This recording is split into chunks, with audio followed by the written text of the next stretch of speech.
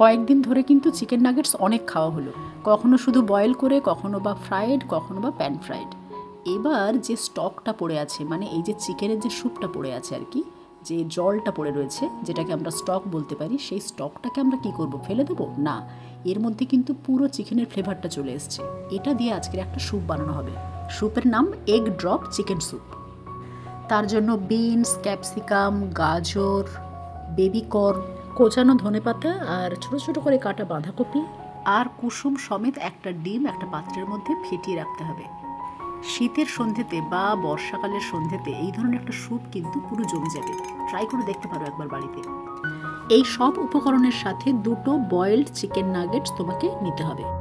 আর একটি ছোটো বাটিতে 1 চামচ কর্নফ্লাওয়ার জল দিয়ে গুলে রেখে দাও।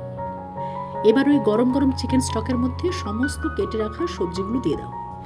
4 থেকে 5 মিনিট ভালোভাবে সেদ্ধ করে নাও। এরপর 2টো চিকেন বলকে ভেঙে এই স্যুপের মধ্যে দিয়ে দাও।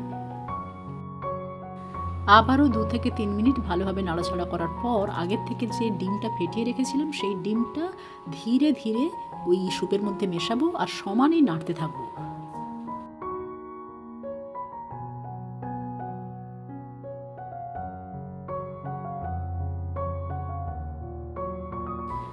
এই পুরো ব্যাপারটা কিন্তু খুব ধীরে ধীরে করতে হবে আর একেবারে হালকা আছে, প্রায় মিনিট 2-3 ডিম সমেত স্যুপটাকে ভালোভাবে তোমাকে বয়েল করতে হবে। সব রকমের সবজি, ডিম সব মিলেমিশে এমন একটা অসাধারণ রূপ নেবে না, তোমার দেখলেই ভালো লাগবে। ছোট বাচ্চা থেকে বুড়ো সবারই পছন্দের হবে এই স্যুপটা। শীতের দিনে বা বর্ষাকালে বাড়িতে সবাই বোনকে রিকোয়েস্ট করে এই স্যুপটা বানানোর জন্য। খেতে খুব ভালো হয়, সবাই খুব আনন্দের সঙ্গে খায় আর এটার মধ্যে প্রচুর প্রোটিন রয়েছে, ফাইবার আছে, খুব স্বাস্থ্যকর এটা। এবার আগে থেকে যে কর্নফ্লাওয়ারটা আমরা জল দিয়ে গুলে রেখেছিলাম সেটা এবার দিয়ে দিলাম।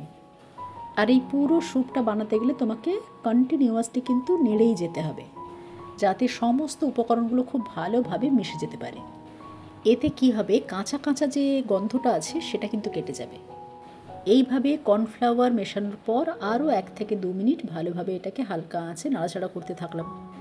আমাদের স্যুপ অলমোস্ট রেডি, কিন্তু যখন আমরা এটাকে কোনো পাত্রের মধ্যে পরিবেশন করব তখন আর কি মেশাতে হবে সেটা কিন্তু দেখে নাও ভালো করে, তা না হলে এর আসল টেস্টটা আসবে না।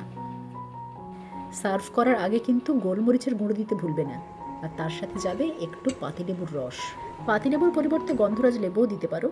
ডেকোরেশন তোমার নিজের পছন্দ মতো করতে পারো। আমরা যেমন এখানে লেমন জেস্ট ইউজ করেছি, মানে লেবুর বাইরের খোসাটা সরু করে কেটে এই স্যুপের মধ্যে দিয়েছি যাতে একটা স্ট্রং ফ্লেভার আসে।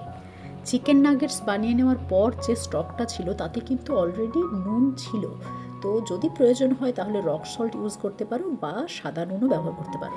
এবার সকালে বা সন্ধ্যেতে 2টো টোস্টের সাথে এই ধরনের স্যুপ একবার কাউকে সার্ভ করে দেখো, তা না হলে নিজে ট্রাই করে দেখো। আর যদি ভালো লাগে তাহলে কমেন্ট বক্সে দারুণ দারুণ কথাটা লিখে পাঠিও। আমার জন্য নয়, বোনের জন্য। Thanks for watching.